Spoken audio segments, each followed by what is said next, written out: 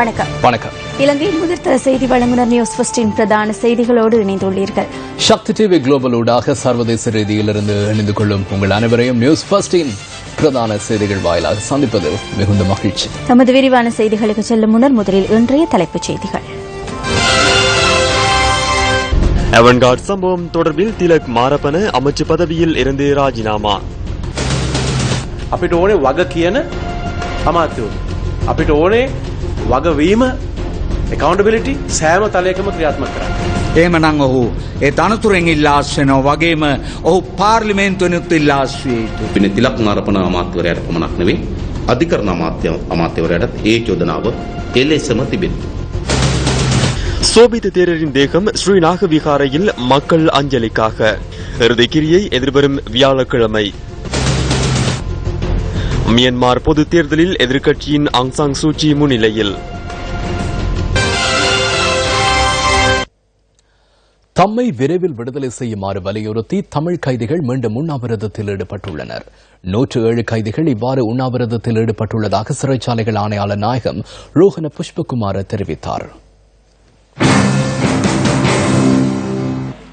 Magazine Bogambara உள்ளிட்ட சிறைச்சாலைகளில் உள்ள தமிழ் கைதிகள் உணவை புறக்கணித்து உண்ணாவிரதத்தில் ஈடுபட்டு வருகின்றனர். நேற்றிரவு முதல் கைதிகள் உண்ணாவிரதத்தில் ஈடுபட்டு வருவதாக சிறைச்சாலைகள் ஆணையாளர் நாயகம் ரோஹன புஷ்பகுமார தெரிவித்தார். அவர்கள் உண்ணாவிரத போராட்டத்தில் ஈடுபட்டு வருகின்றனர். அவர்களை சந்தித்து இதுகுறித்து கலந்துரையாடினேன்.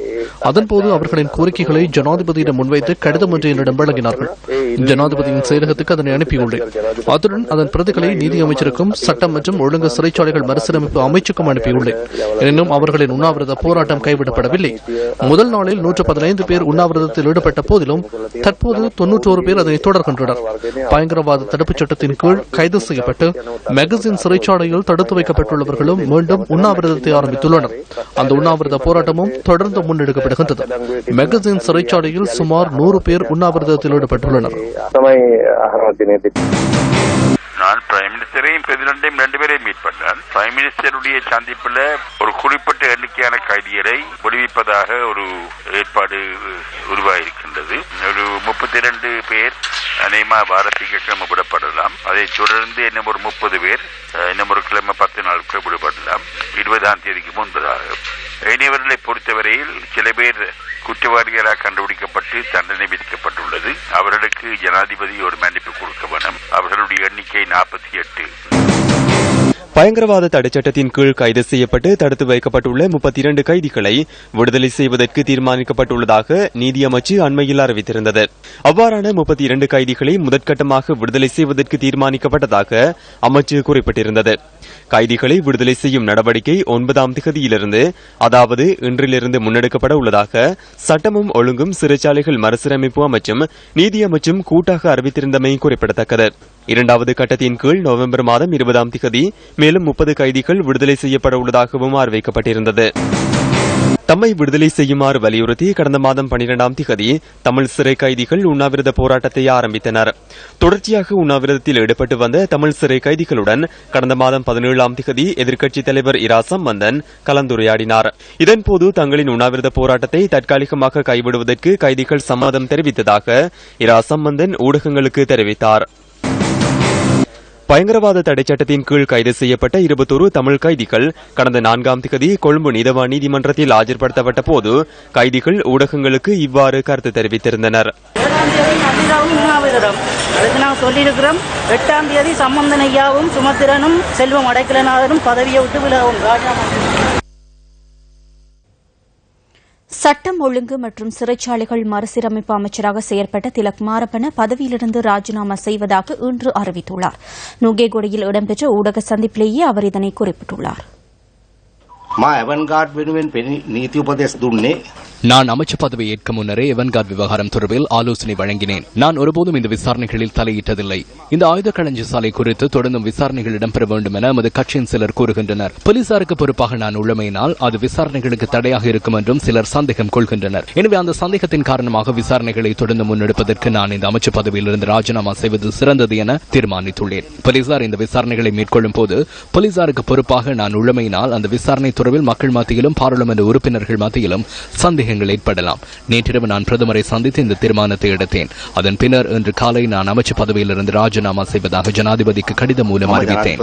මගේ මොලේ විකෘති වෙලත් නැහැ. ඔබතුමා මේ ඇමතිවරයෙක් අයින් වෙන්නේ තවදුරටත් ඇවන්ගාඩ් වෙනුවෙන් දිගටම පෙනී සිටීමේ අවශ්‍යතාවය මගේ එහෙම බලාපොරොත්තුවක් නැත්තේ නෑ. ආණ්ඩුව அரசாங்கம் அதிகாரத்துக்கு வந்ததும் இது ஒரு சட்டவிரோத செயற்பாடு என தெரிவிக்கப்பட்டது. அவ்வாறு என்றால் உங்களது அரசாங்கம் இந்த மக்களுக்கு பொய்யை அல்லவா கூறியுள்ளது?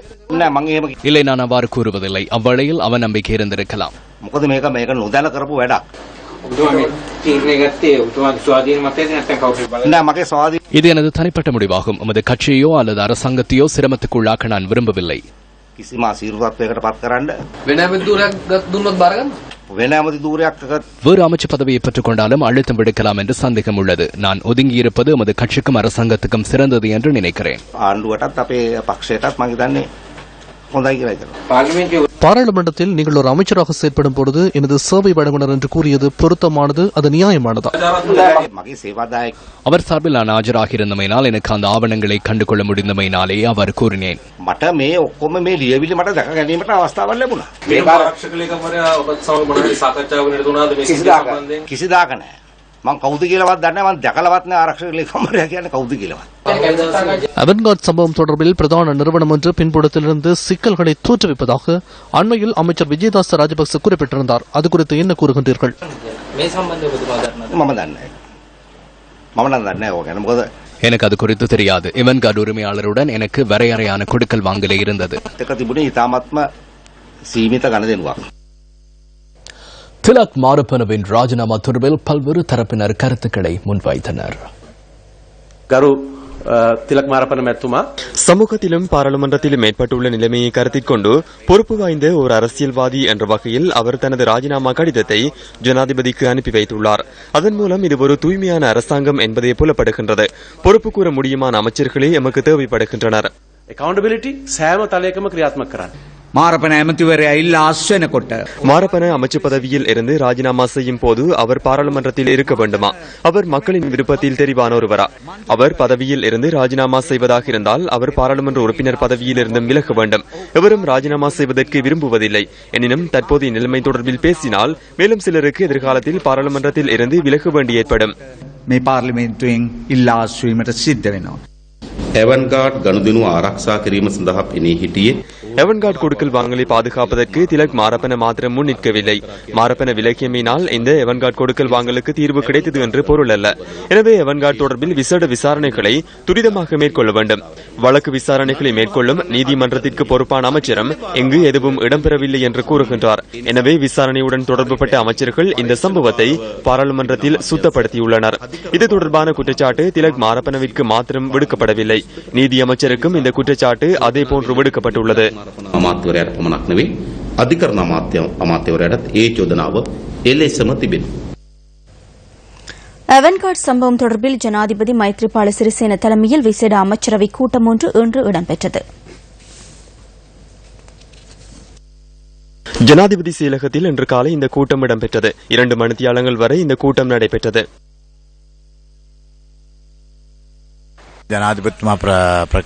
அமைச்சர் திலக் மாரப்பனவின் ராஜினாமாவை ஜனாதிபதி அறிவித்தார். அதன் பின்னர் அவன்கார்ட் சம்பவம் தொடர்பில் 2 மணித்தியாலங்கள் அமைச்சரவையில் கலந்துரையாடப்பட்டது. இது தொடர்பில் தாம் முன்னிலை வகித்து அனைத்து நடவடிக்கைகளையும் முன்னெடுப்பதாக கலந்துரையாடலின் இறுதியில் ஜனாதிபதி குறிப்பிட்டார். இதனால் அவன்கார்டுடன் தொடர்புடைய பாதுகாப்பு தரப்பினர் மற்றும் நீதித்துறையினரை இணைத்துக் கொண்டு மேலும் இது தொடர்பில் கவனம் செலுத்திய அமைச்சர்கள் மற்றும் பிரதமரையும் இணைத்துக் கொண்டு உடனடியாக விரைவில் விசேட கூட்டம் ஒன்றை நடத்த உள்ளதாக ஜனாதிபதி கூறினார்.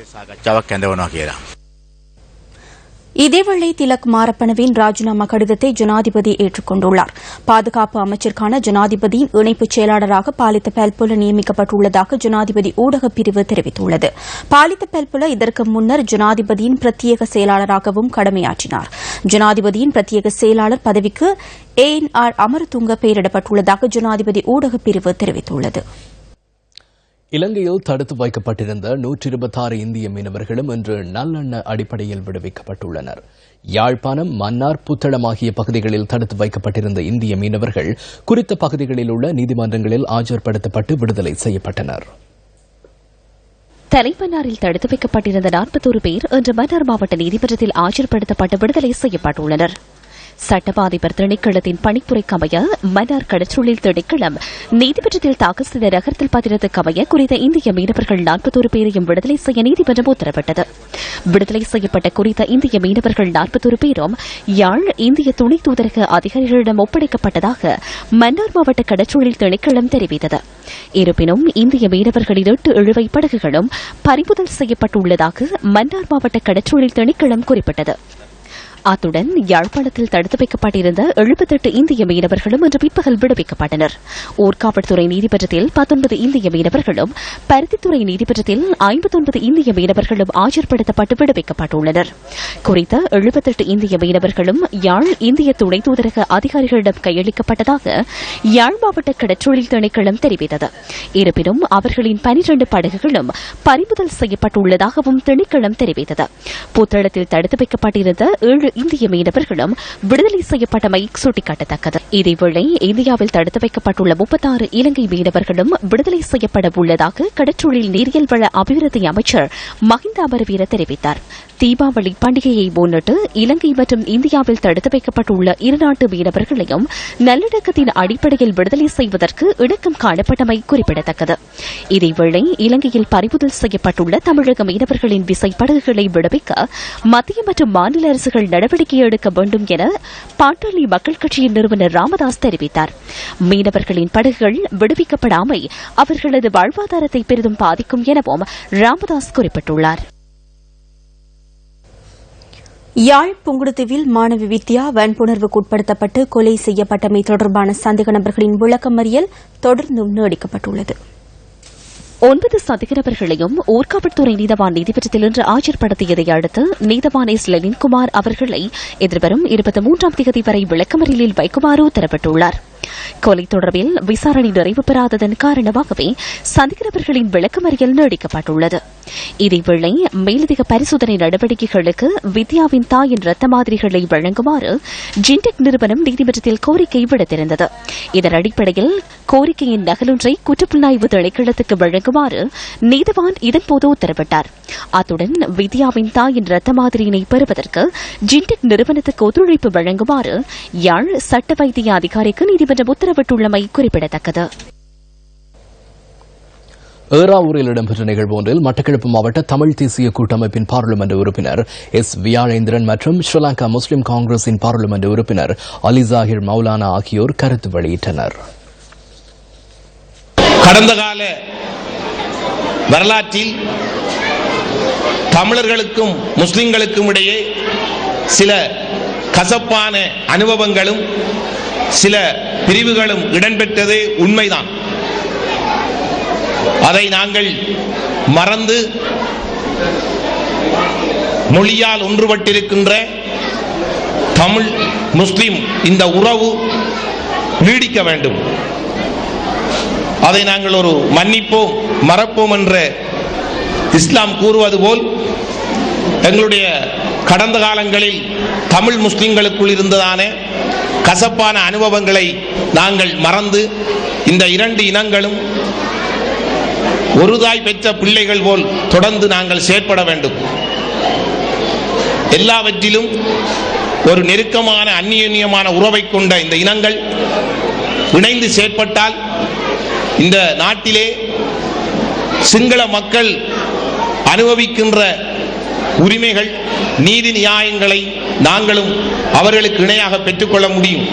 கிழக்கு மாகாணத்தை எடுத்துக்கொண்டால் தமிழ் தேசிய கூட்டு முன்னணி என் தலைவர், அதுபோன்று ஸ்ரீலங்கா முஸ்லிம் காங்கிரசின் தலைவர் இருவரதும் நிலைப்பாடு என்னவென்றால் வடகிழக்கிலே மாத்திரமல்ல முழு இலங்கையிலும் தமிழ் மக்களும் முஸ்லிம் மக்களும் கடந்த காலங்களிலே எந்த அளவுக்கு புறக்கணிக்கப்பட்டிருந்தார்களோ அவற்றையெல்லாம் நாங்கள் வெற்றி பெறுவதற்காக ஒன்றிணைந்து ஒருத்தருக்கு ஒருத்தர் ஒரு சமுதாயத்துக்கு மற்ற சமுதாயம் ஒருங்கிணைந்த அடிப்படையில் நாங்கள் எங்களது சேவைகளை ஆற்ற வேண்டும் என்ற அந்த கொள்கையுடன் ஒரு முன்னுதாரணமாக எமது கிழக்கு மாகாணத்திலே ஒரு அதிகார பரவலாக்கல் மூலமாக அதிகாரத்தை பகிர்ந்து கொண்டு அமைச்சு பதவிகளை தமிழர் தேசிய கூட்டணியுடன் ஸ்ரீலங்கா முஸ்லிம் காங்கிரஸ் சேர்ந்து செய்யக்கூடிய ஒரு நிலைமையை எங்களது ஒத்துழைப்புகளுடன் நாங்கள் ஏற்படுத்தி காட்டியிருக்கின்றோம். இயற்கை எய்திய மாதுலுவாவை சோபித்த தேரரின் பூதோடல் கோட்டை நாகவிகாரையில் மக்கள் அஞ்சலிக்காக வைக்கப்பட்டுள்ளது.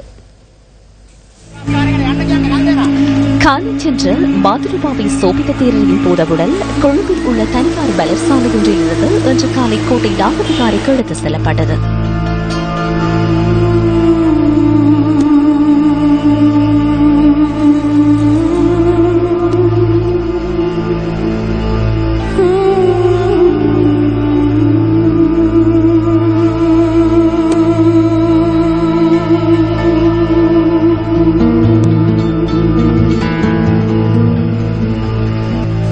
அதன் பின்னர் அன்னாரின் பூதவுடல் கோட்டை ஸ்ரீ நாகவிகாரையில் மக்கள் அஞ்சலிக்காக வைக்கப்பட்டது.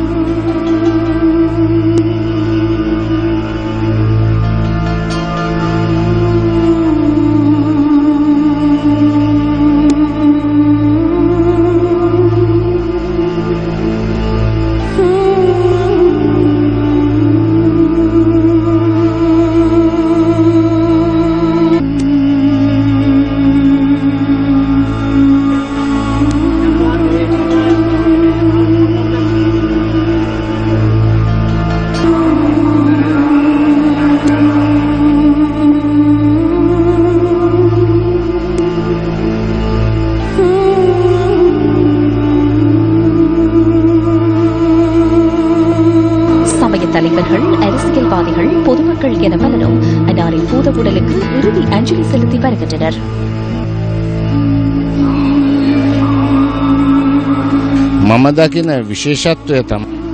அவர் விசேடமாக இனங்களுக்கிடையில் நல்லிணக்கத்தை ஏற்படுத்தினார். அது உயர்ந்த சபையாகும். ஏகரப்பு சேவைய அதிசிரேஷ்ட சேவையாக் உன்வாசே ஆகமிக்கமய பௌத்த சாசனத்திலும் அன்னார் துறை போனவராக விளங்கினார். நாட்டில் உள்ள பௌத்த துறவிகளில் அவர் அதீத பாண்டித்தியம் பெற்றவராவார். தேசிய அவதிக்கல ස්වාමීන්ද්‍රයන් වහන්සේලා අතින් ගත්තත් අග්‍රගණ්‍ය ස්වාමීන්ද්‍රයන් වහන්සේ නමක් උන්වහන්සේගේ භික්ෂු දේශපාලන அரசியலில் பிரவேசித்த பௌத்த துறவிகளுக்கு மத்தியில் அன்னார் ஒரு மைல்கல்லாக திகழ்ந்தார். ගාමින්ගේ ගමන් මගේ උන්වහන්සේ නොමැකෙන සටහනක් තබලා තියෙනවා. උන්වහන්සේගේ ජීවිතය තුළ දැක්කේ பௌத்த தர்மத்தை சிறந்த முறையில் தழுவி நான் என்பதை தவிர்த்து இதய சுத்தியுடன் மக்களுக்காக செயல்பட்ட பௌத்த துறவியாக அன்னார் விளங்குகிறார். සම්පූර්ණයෙන්ම නැති කරගෙන ඉතාමත්ම ජනහිතකාමී ජීවිතයක් ගත කරපු සංඝ පිතෘන් වහන්සේ නමක් හැටියටයි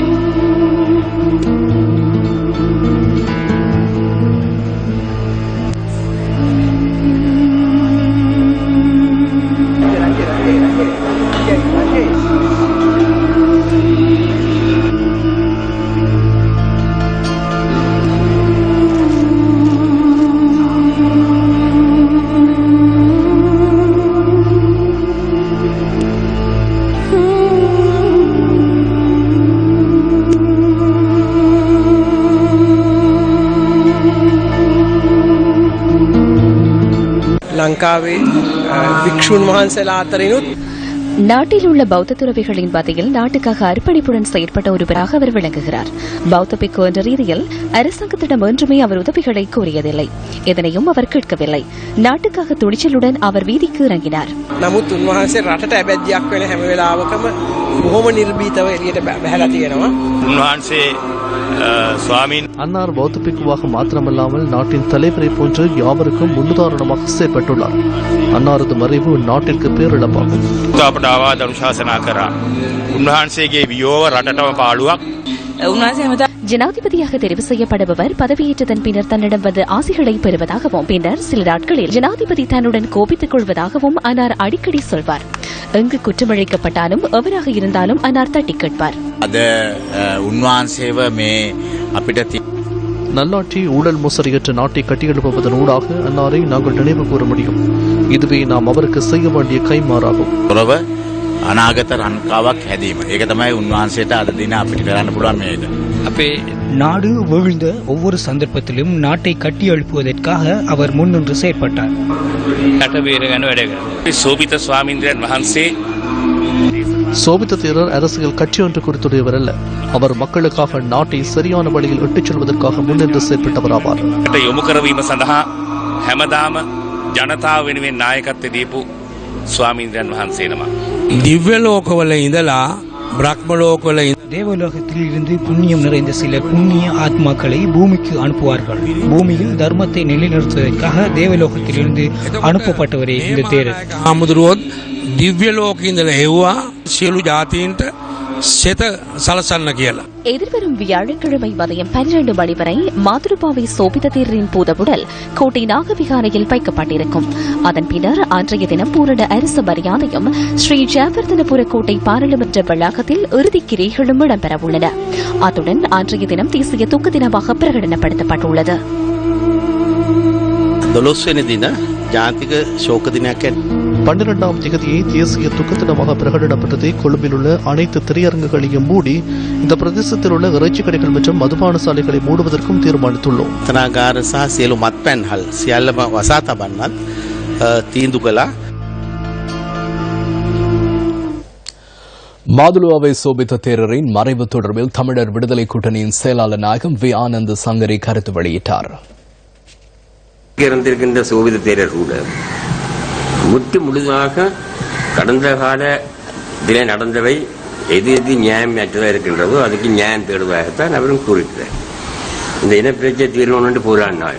அவருடைய மரணத்துக்கு ஒரு காரணம் இந்த நாட்டில் நடக்கின்றது அப்படிங்க.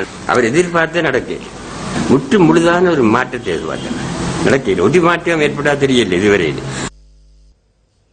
தீபத் திருநாளை முன்னிட்டு நாட்டின் பல்வேறு பகுதிகளிலும் வியாபார நடவடிக்கைகள் களை கட்டியுள்ளதாக எமது பிராந்திய செய்தியாளர்கள் தெரிவிக்கின்றனர்.